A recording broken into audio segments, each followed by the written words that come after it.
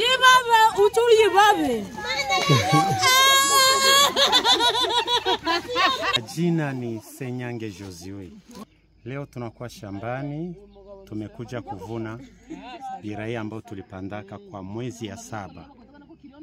Na tumepatwa na tatizo kidogo, tulikuwa wa kuongola nyuma ya siku 15, lakini kwa sababu wezi waliingia ndani wakaiba kare takribani mituta 5, tukaona vema tuviongoe.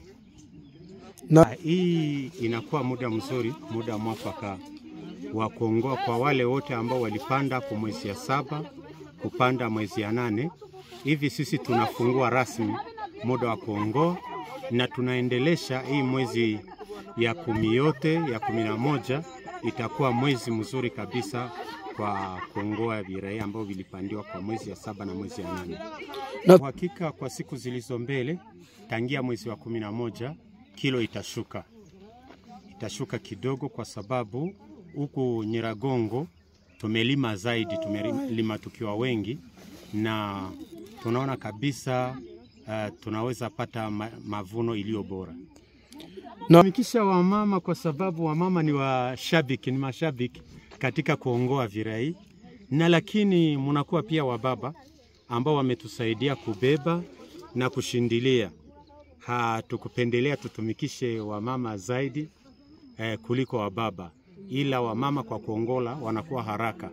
Tumetumikisha pia wababa, walikuwa wakichangana kwa sababu sisi tuna respecte gender sana.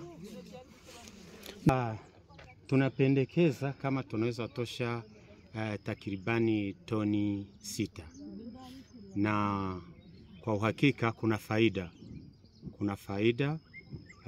Tukikadiria pesa tulizotia ndani tukilinganisha na ambazo tunaweza zipata, kuna faida.